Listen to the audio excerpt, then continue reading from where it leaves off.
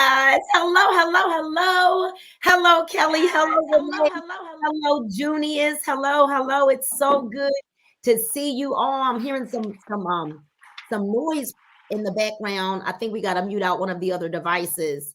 So I'm sorry if you're hearing like a feedback behind me, but I am Nina Rochelle Mora, and welcome to the Mora Experience, you guys. This is our second podcast, and I am so glad to see you all. And I have a special treat for all of you.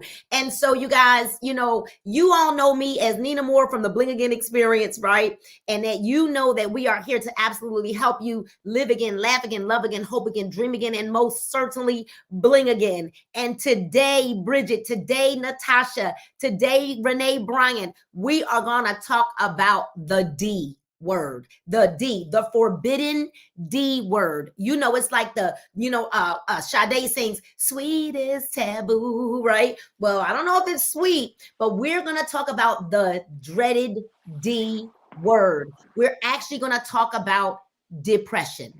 And I need you all to tag your friends, tag your neighbors, tag your frenemies, tag your enemies, and let them know that we are live and we are here to talk about the D word. And you know what? I want to normalize depression. And the D word is depression.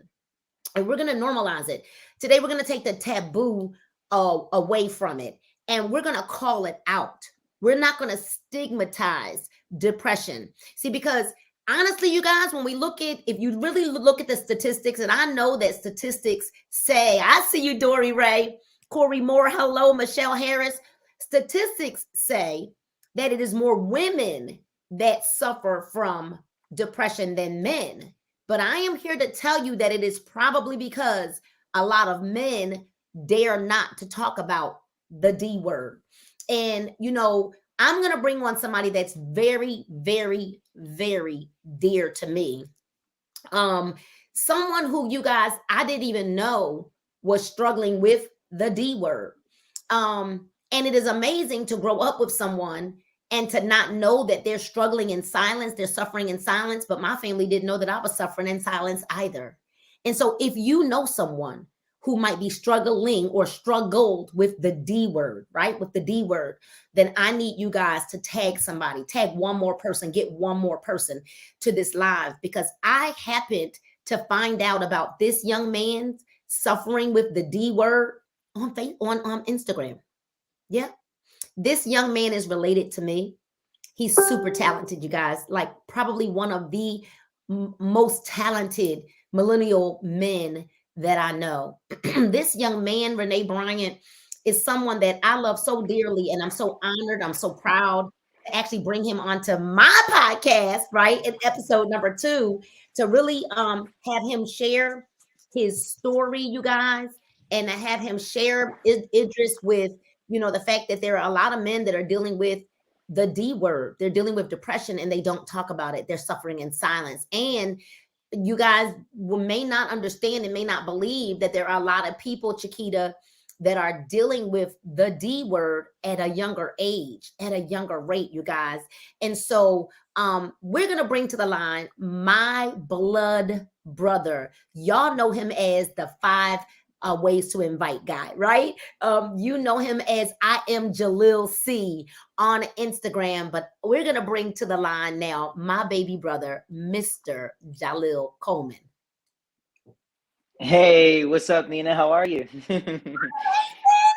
Doesn't he gets his good looks from me, y'all. He gets his good. Oh, wow. I don't even know if that's genetically possible, but, we'll go with it. No problem. So, Jalil, yesterday's rates are not today's rates, because I got you on my podcast now. The rates just went up. Yeah, now that's a fact. That's a fact. The rates have been going up quite tremendously recently, and I'm grateful for it.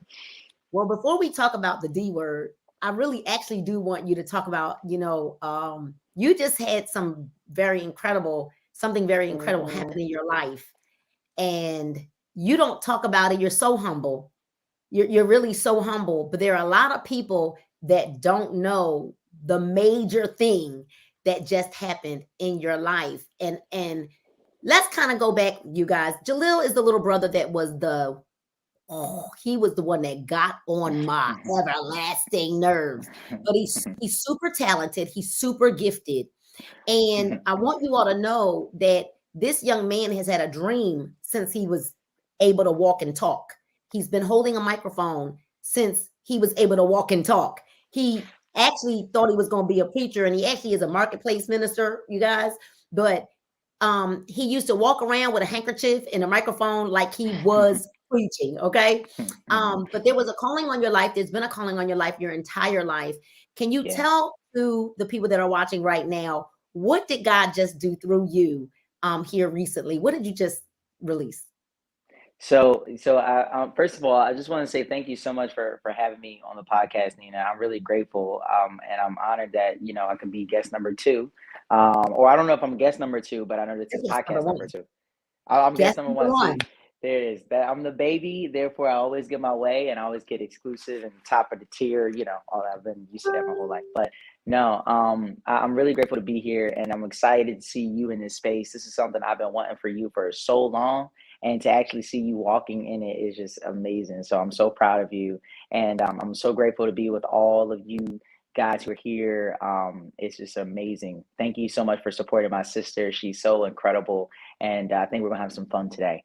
But just to kind of piggyback off of what Nina was saying, there's been so many different things that I've had as far as a vision for my life, and to see so many things start to come into fruition as a result of the hard work and the diligence that I put in throughout the years, and then of course, first and foremost, my faith in God. It's just been incredible to be able to see it unfold. And so I think what Nina's referring to, everybody, is recently I was able to do a collaboration in partnership with Timberland, not the producer, the boot company, because a lot of people are like, "Oh, Timberland, like the producer." I'm like, "Well, no, that's coming too one day, very soon, I'm sure." But no, we did a collaboration with Timberland, and I was blessed to be able to be the face of Black History Month for this past 2022 season, and it was incredible because we were able to see my entire family darn near casted as the talent for the campaign. My 93-year-old grandmother is in the campaign. My father, my mom, my brothers, my sisters, my nieces, my nephews, some of my dearest and closest friends. So I mean, it just is really really amazing to see like that part of it. And that was phase one, what we released out publicly. We have a campaign commercial that's literally everywhere right now on TV as we speak, as well as, all throughout digital media. But on the back half of the campaign, we were actually able to release my product line. So I did a collaboration in partnership with Timberland on merchandise. So I designed, along with our brother Darius and my cousin Keith Scott, a sweatshirt, a t-shirt, some merch for pants. We put together a boot where I custom designed this boot, and it's really dope. Actually, I should have brought it here, and maybe what I'll do in throughout the interview, and I'll go and grab it so you guys can see it.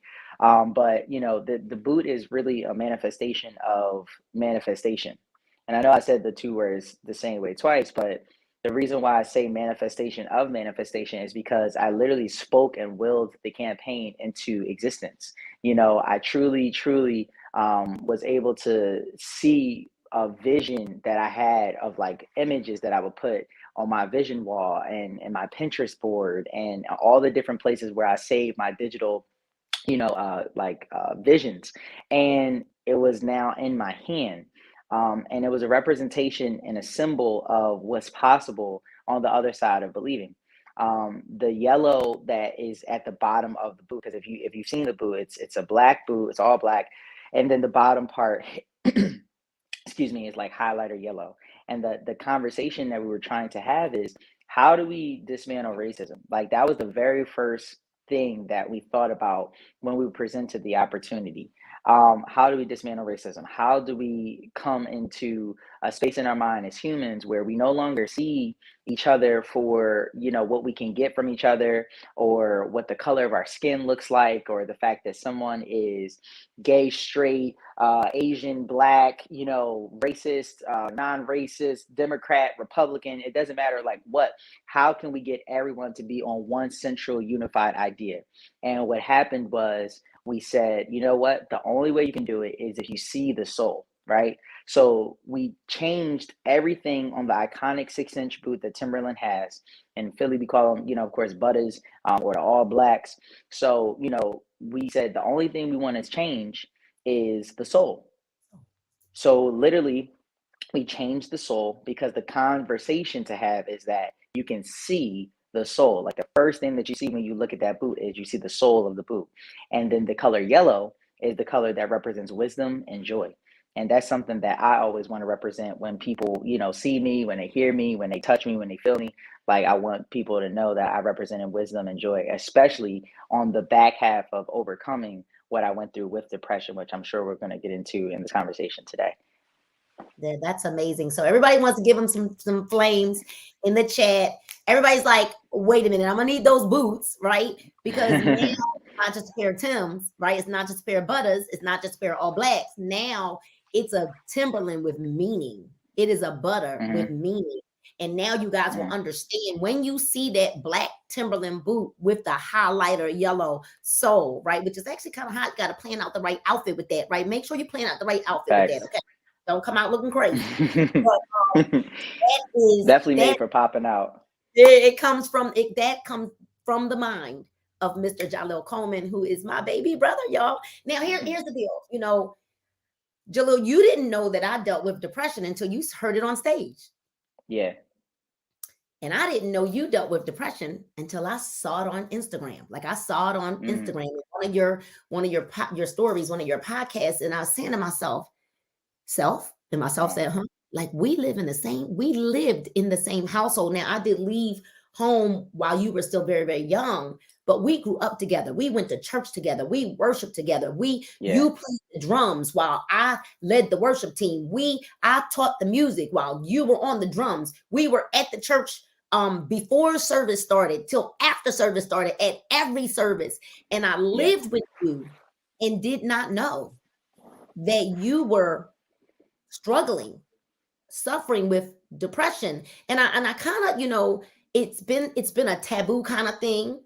People were stigmatized that were, suffering with depression. And there's so many different varieties or types of depression. There are some people that actually need medication from it. And we're going to actually dig through depression and the layers of depression over the next few weeks. Because it was hiding in plain sight. With the both of us hiding in plain sight. Now that I look back, and as I'm really starting to really understand depression, and I thought about the symptoms of depression. Let's talk about the symptoms, and then we're going to lead to how it hit you, and I'm going to ask you some questions. One of the 10, 11 maybe symptoms of depression: persistent sadness, anxiousness, or empty mood. And that was so powerful. In empty mood. Right? Feelings of hopelessness, pessimism. I dealt with that hope. I felt like there was no way out of my situation, that hopelessness, right? Feelings of guilt, worthlessness, helplessness. So we got hopelessness and helplessness, right? Then we've got a loss of interest or pleasure in hobbies and activities that we once enjoyed, including intimacy. Yeah. For those, right?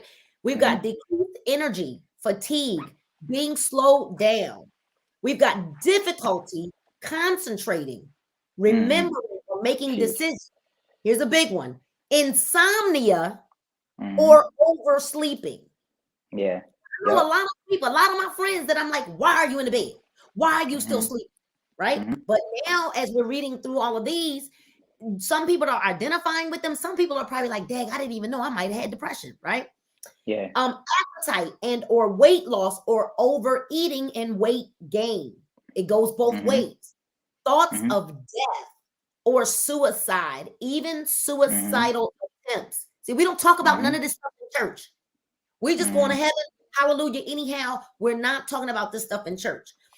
Restlessness, irritability, then persistent That's a big one. symptoms that do not respond to any form of treatment, like pain, headaches, and even digestive orders. Now, when I go back, Jalil, and I think about watching you grow up, because I'm much Mhm. older than you, Mhm. and I'm thinking, like, I remember that your room used to be a mess. Mhm. I mean, just a mess. And we used to say things to you like, well, dang, you just sloppy. You just, clean up your room. Mhm. And now, thinking about all of these symptoms, Mhm. it was a product of where you were. You Yeah. didn't want to be that way because now you are the total opposite. By the You grace like of God. shoes off before you run into go in my room, right? No dishes in your sink. And when I walk into your apartment now, Jalil, like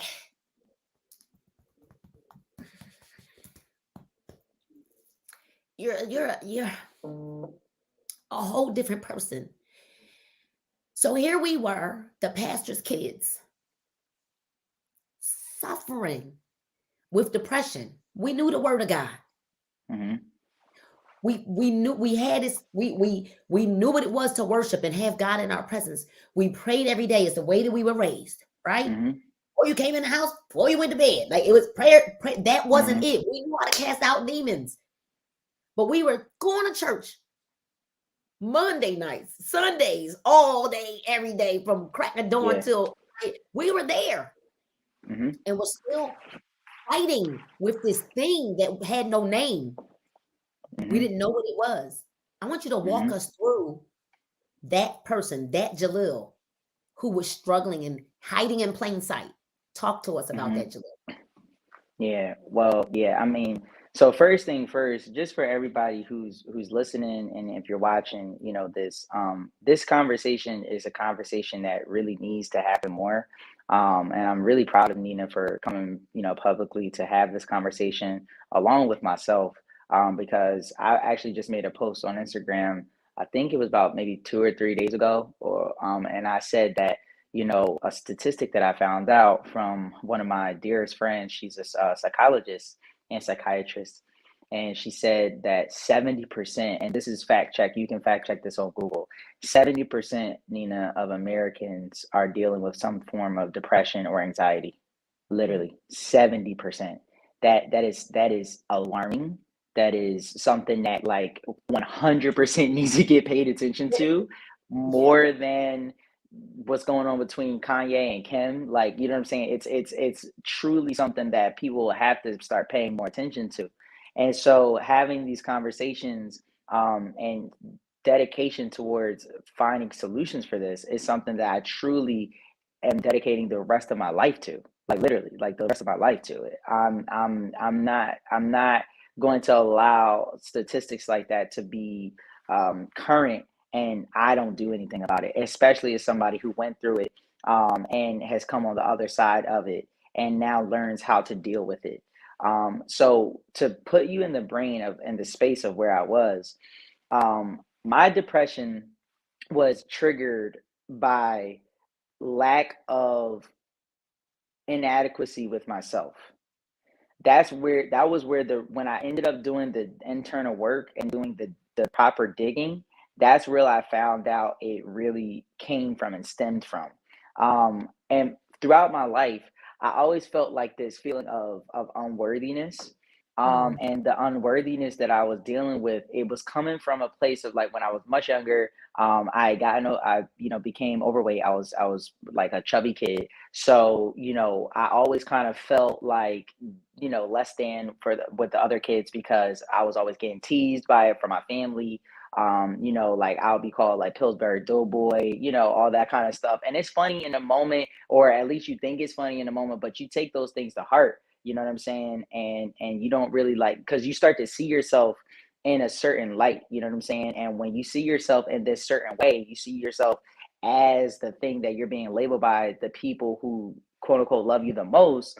It puts you in a bad way. It starts to deter and deteriorate your own personal self-image. mm, So my self-image was starting to become attacked constantly. So what I masked it by, which is the worst thing that you could ever do, was pride and ego. So because I had talent and I had ability and I had creativity and I had access, and I also am one kid that I honestly I own the fact that I come from privilege. So, I didn't grow up in the idea of like struggle, like, being from like the hood. Only time I ever experienced those things was when I was with my cousins, or if I was, like hanging out with their friends and stuff like that in different environments. But it wasn't my day to day. So it was like I would see enough of it on the weekends or long weekends, but I wouldn't necessarily experience it on the day to day. So coming from privilege and owning that, I was in a situation where, my experience was dictated by the people that I was around. I was around Sue and Sally and Michelle, and I wasn't around, Jaquisha and Sierra. Like, but I understood how to talk to both sides of those people. And even being in that chubby stage and my self-image, being deteriorated, I tried to take my talents and add ego to it. And a lot of what I was doing from an ego standpoint and from a pride standpoint was trying to overcompensate for the lack of worthiness that I actually felt inside. So Mhm. I found myself constantly, trying to make up or like what's the word I'm looking for? I tried to make up for the lack of what I didn't feel, and I tried to mask it all again by this ego, by this pride. And it's so opposite of my true nature, because everybody who really knows me knows that like I'm very, very, very considerate of other people. I will literally, to a fault, be loyal to people and try to commit to things and try to help everybody, to the point where like I'll overcommit and I won't be able to deliver on certain things. Or that was where I was. I'll overcommit and won't be able to deliver on the things, not because I don't care or because I'm not sensitive, but because I genuinely want to try to do my best. I have so much that I can offer to people. And so the more and more that I continue to do that, I was walking away more and more from what my own personal path was, and my own personal brand, my own personal business ideas that I wanted to do, and I will put all of my sense of what I felt could be accomplished in other people. So I constantly just kept serving other people, constantly kept serving other people, doing things for other people instead of doing things for myself and servicing myself and making sure that I was straight. My priority, me being the priority, was straight. And it continued to backfire on me, and to the point where I had broken and damaged relationships with my family members, people that I let down, friends that I let down, other types of clients that I would let down, because I wasn't able to show up as my full and most authentic self. And so it just continued to be a spiral effect, and it kept building and it kept building. Then there were things that I was dealing with like women. Women would like overlook me, and because maybe it was because I was the church boy, and I was the good guy. It was because I don't know, like I guess with the being overweight thing, that was a thing. So it was just all of these different aspects of like feeling like I was overlooked, feeling like I was the underdog, which I still very much feel like the underdog in many respects too, still to this day. But I didn't know how to channel that. I never knew how to channel it. So it was just all this constant pain, just building, building, building, building. Then for a huge part of it too was comparison. So I was comparing myself with other people and what they were doing and how good they were doing versus how good I was doing. Feel like I was supposed to, do all of these things to try to overcompensate for, again, lack of worthiness, lack of self-esteem. And that just continued to pile up. So then what ends up happening behind the scenes, and mind you, Nina's hearing all of this, and she told you guys that she didn't even know I was dealing with depression, because guys, I was masking it all. Everybody like who saw me just saw, good morning, get it doners. Hopefully you guys are feeling good, because I'm feeling amazing. I'm just bouncing around and I'm smiling and I'm like I'm super animated and all of these different things. And the more animated that I am is actually the deeper that I was suffering inside. I remember being at cookouts, being at family functions, spaced out. Like I'm there, but I'm spaced Not out. Like there. I'm just not there. Like literally just not there, because I'm lost in my own mind. Like literally lost in your own mind is one of the Now, scariest places that you could ever be at. let me say this. The crazy thing about that, Jalil, is coming up, you not as much as like me and your older brother, Mhm. but coming up, we were told Oh, stop that crying. You ain't got no feelings. Oh, you too Yeah, young to have, and so there were yeah, things that we were told as kids completely that not caused not us it. to mask how we feel because Yeah, we were told we didn't have an opinion. You don't have no opinion. You ain't got no feelings. Oh, you're not. Oh, get your hands off your imagination. You ain't, and so yeah, we grew up.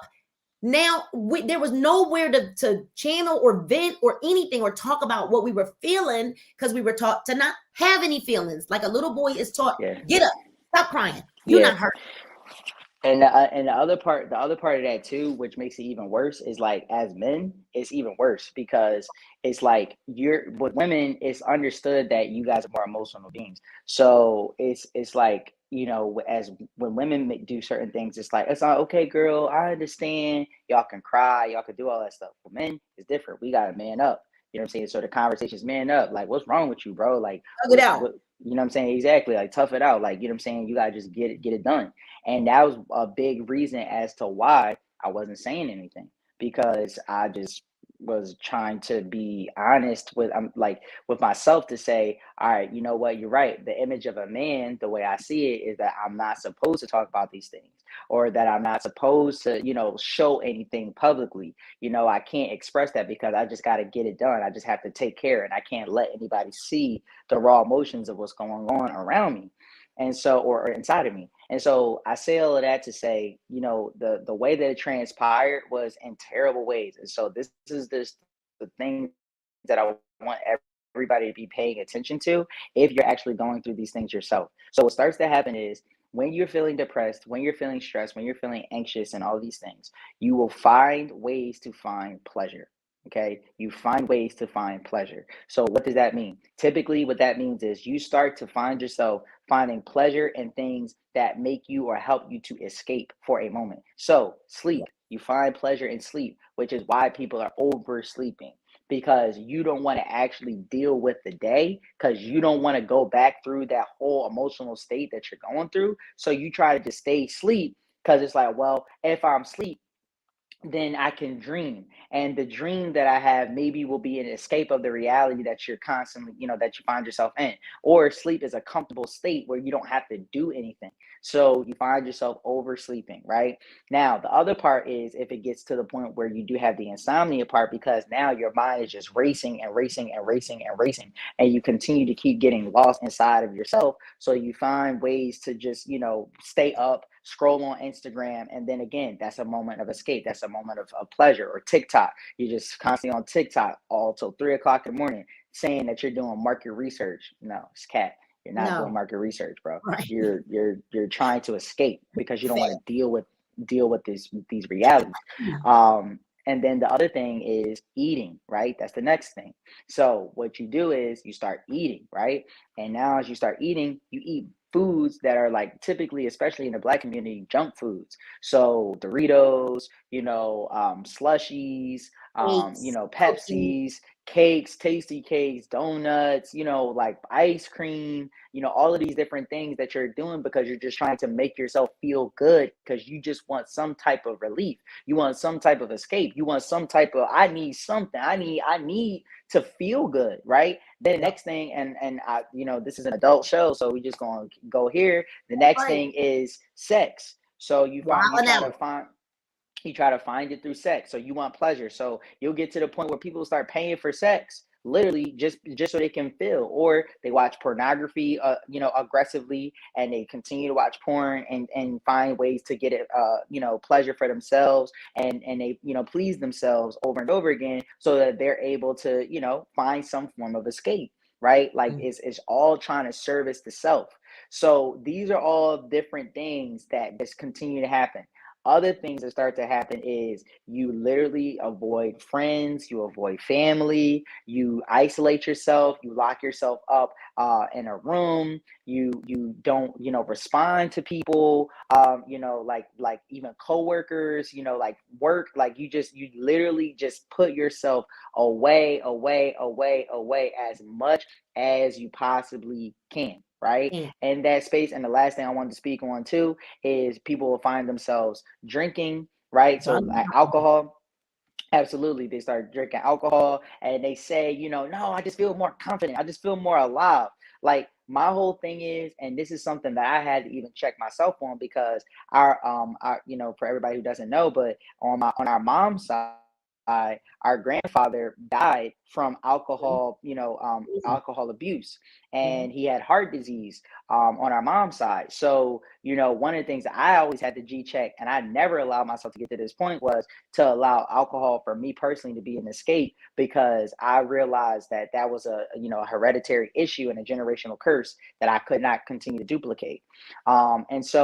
And then also marijuana, right? And then marijuana can lead, not for everybody, but marijuana for some can lead to, starting to, snort cocaine, heroin, Molly, shrooms, and all these things. Now, a lot of people have their different opinions on drugs and hard drugs and stuff like that. Me personally, I do not do, nor have I ever done any type of hard drug ever, nor will I. It's just not for me. That's not my thing. Don't Let me recommend tell it you for this. anybody.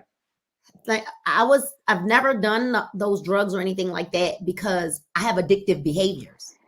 And Hmm. because I know I have addictive behaviors, I was always afraid to get addicted, to get Yeah, hooked, because yeah, I'm that person. It's like, oh, I'm yeah, not gonna just have the one. I'm going for the gusto. And so because of that, I stayed away from it for the fear of the shame that it could bring. Because I've seen what drugs have done to people right. that we're very close to. Yeah, I've seen it. And Yeah, so, I know that we gotta, this is so good. This is so good. And I know that we almost gotta kind of turn it around so we can wrap it up because we're gonna be a little bit over time, but it's okay. I know that number one, as a believer, it's very difficult for us to even look back. Now I have no shame or at all. I don't. I oh yeah, suffered with no, not at depression. all. I did. You could say whatever. And honestly, when you're honest and transparent about where you've been, the enemy can no longer fool with you any longer. So it is what it is. It is It's a what it was. fact. And now we are able to minister to other people. And I'm now trying to be more aware, because I totally missed it with you. I totally missed it with my son, with Rashid. Hmm. I totally missed it with Max. I missed it with my kids. Like I missed it because it was hiding in plain sight. We are going to do a Hmm. part 2, 3, and 4 of this. Okay. It was hiding in plain sight. Then we're believers. We didn't want to really admit that we were struggling with depression, right? But we've talked about the symptoms. We've talked about how it raised its ugly head in you. Now, can you share with everyone, how did you turn, like, what did, because you said when I committed to the work. Can you Hmm. explain to everybody what was the work? What Yeah, is the work? Because it wasn't was, it's what you do every single day. Because I watch you. How is yeah. it that you're committing to the work now to have made this huge turnaround? Yeah, no, it's a really great question. So one of the things that I think is the first thing is admittance, right? Like you have to first admit the fact that you are going through what you're going through. The one thing that I very, very, very much that I'm very, very big on, excuse me, is I never ever say I am depressed because that's an identification of like it's my state, my aura, who I am, my entire being is connected to depression. So I'm identifying with it. I never identify with it. What I have said and what I state is I was in a depressed state, right? Mhm. I was in a depressed state because that's where I was. And that was what I was going through. So even as you're accepting it, if you're at the beginning confines of coming to, understand that, okay, this is what I'm going through, these things that they're talking about, like this is, kind of happening to me as well, then you want to identify with saying, hey, I am experiencing these types of symptoms. I'm experiencing depression symptoms, or I'm experiencing what feels like a depressive state. But saying I am depressed is a claiming of it. So now you're identifying with it. So one thing I had to do is I had to admit I then found support system. So I started to have conversations with people to let them know about what I was experiencing and confessing it and conveying it. Because again, the whole isolation thing, right? Isolation is, hey, I'm away, locking myself up, I'm not talking to anybody, but having a community or a support system that you have around you of people to say, hey, this is what I'm going through, this is what I'm experiencing, that is very important. even being able to publicly, talk about it while you're going through it. Sometimes people are like, oh, I don't want to share it because I'm still in it. That's the time to share it so that you can have community that's around you that helps to support you while you're going through what it is that you're going through. So I had to start to make public admittance of it, that this is what I was experiencing. And so I started to speak out on it publicly, and I started to say, hey, guys, this is what I was going through. This is where I was. However, blah, blah, blah, right? And now I'm moving past it, or I'm even claiming the other side of it.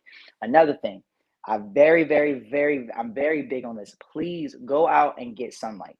One of the things that a lot of people go through is they create dark atmospheres. They're in their room. Again, they isolate themselves. They're in their house. They're not bathing. They're not whatever. Go out. What I would do, I would go to we have a lake near my parents' house, and I will always go down to the lake, and I would just sit at the lake. Even if I was just crying my eyes out or whatever it was, I would just get away. And that was my place where I would talk to God. That was my place where I would like have prayer with God, where I would just talk to him about taking it away from me and truly helping me not to have this particular experience anymore. Because I knew that he could heal me. I knew that he could take me, out of this space. I also found a lot of videos on YouTube where there's one video. I don't know the link of it. I'm sorry, I don't know like the name of it off the rip. But I'll send it to you, Nina, so you can post it so people can kind of get the link in this. But it was a video that literally saved my life. I would listen to this woman every single night. She spoke the scriptures, she spoke peace, she spoke God's word over it. And that's one thing that we already know. God's word is sharper than any two-edged sword, right? So we already know that it's the highest form of anything that exists in this universe. So the more that I continue to speak those words over myself and continue to listen, I continue to cope with the words, and then those words became healing to my mind, like healing affirmations to my mind. So that was another step. Another thing that I want to make sure everybody knows too is I would find the simple joys in life. I would find the simple joys, because one thing that we have to do is we have to, as humans, we look forward to things, right? There's things that we look forward to.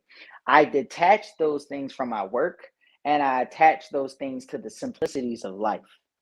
So sometimes what happens is we get so caught up in the benchmarks of achievement for our next goal or our next, benchmark, or the next thing that we want to, do, that our identity is attached to those goals and attached to those benchmarks, instead of us attaching ourselves to the things to look forward to, as in, hey, I'm looking forward to the fact that, or I'm simply grateful for the idea of I can walk, I can talk, I can go to the bathroom on my own. I can drink water. I have access to water. Maybe you don't have access to, soda. Well, I don't want anybody drinking soda, but like maybe you don't have access to the juices that you want, or the desserts that you want, or the type of food, that you eat. But you have to ask yourself, are you able to eat? Are you able to do certain things?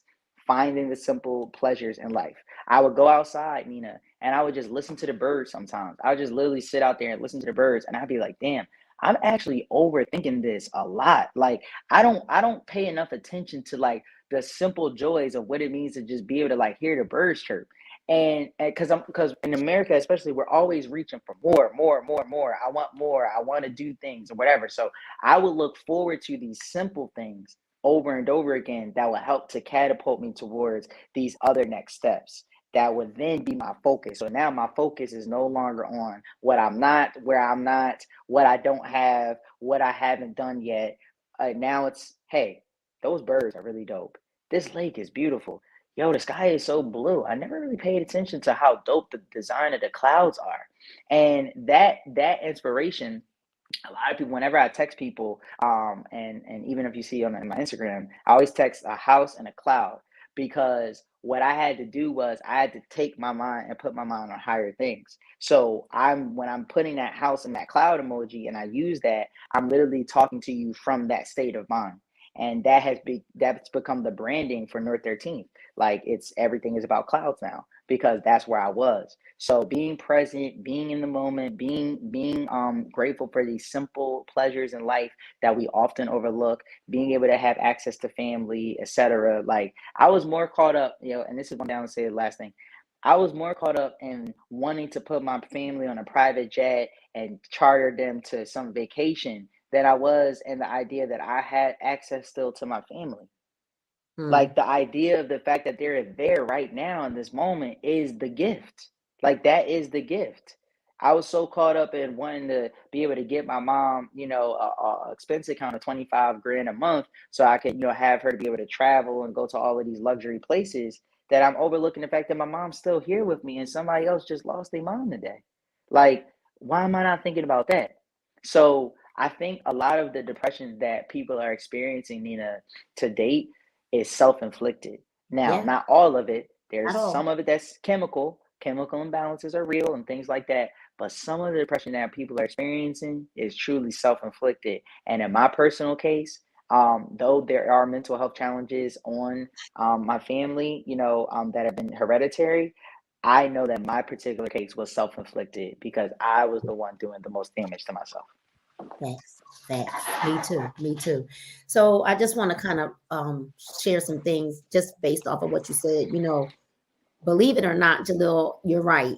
A lot of it, most of it, unless it's chemical, most of it is self-inflicted because we compare. It's that comparison Mm-hmm. thing. And I watched you try to compare yourself to Rashid and Darius and Juliet and to everyone around. Um, there's a song that came out, and it's not a Christian song, but when this song came out, it was like it's something in my brain had to just like as I started really listening to the words. Usher wrote a song. Mm-hmm. It's the simple things in life we forget. Yeah. You hear me talking, but don't hear what we said. Mm-hmm. And I mean, that when I started really listening to the words of that song, I started thinking about those simple things in life that we forget.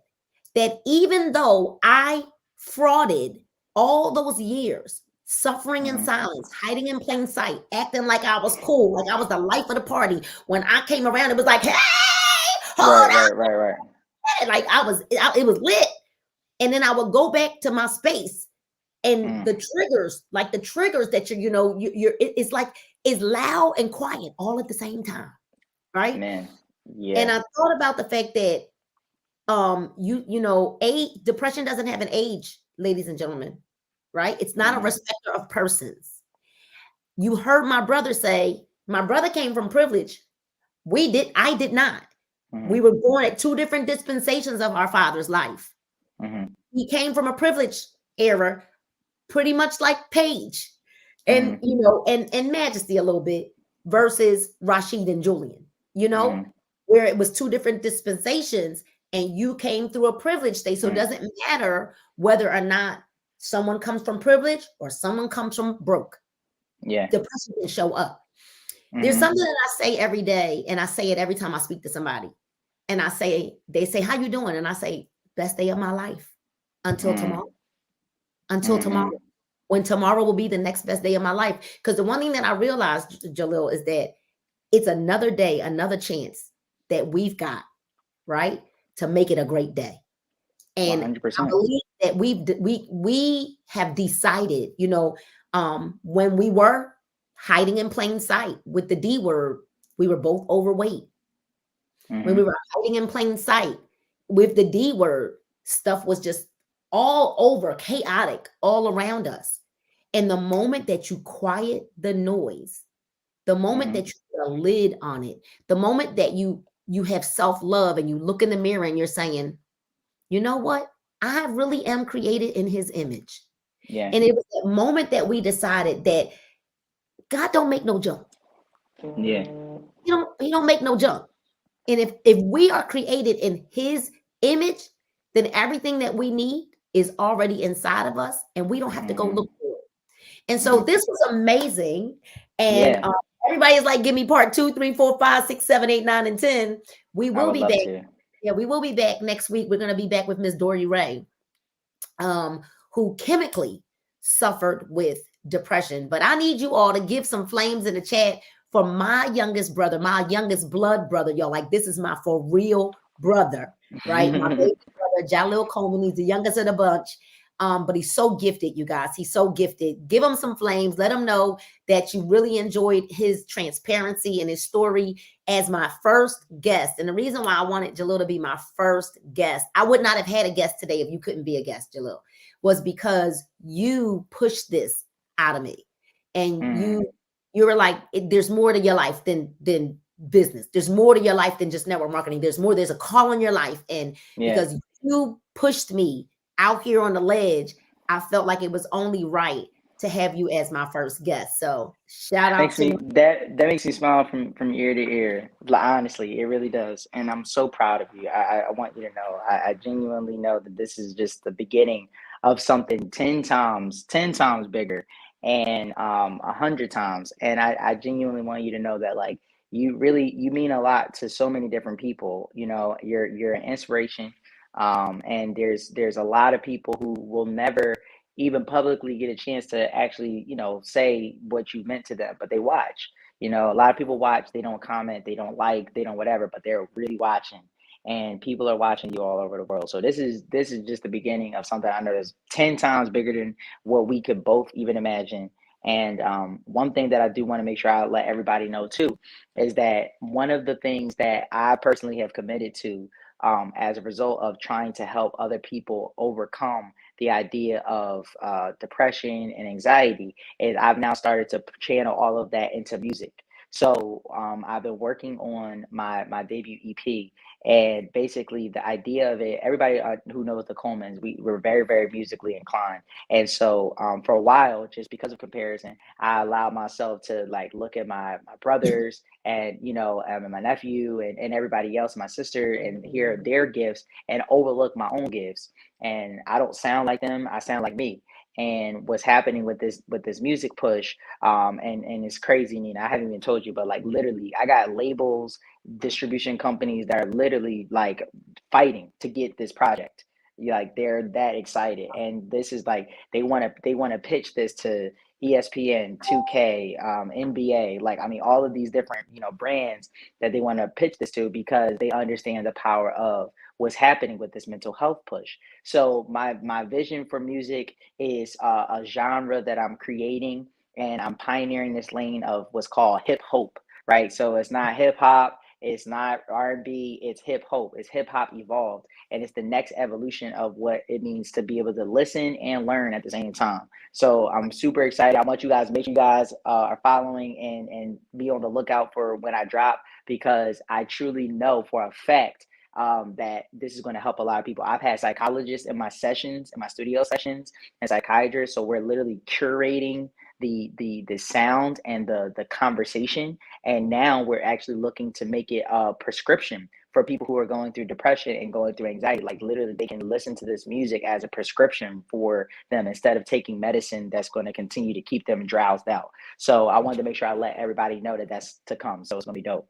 Boom. There he is, you guys. Follow him on Instagram at I am Jalil C. That's JAHLEELC.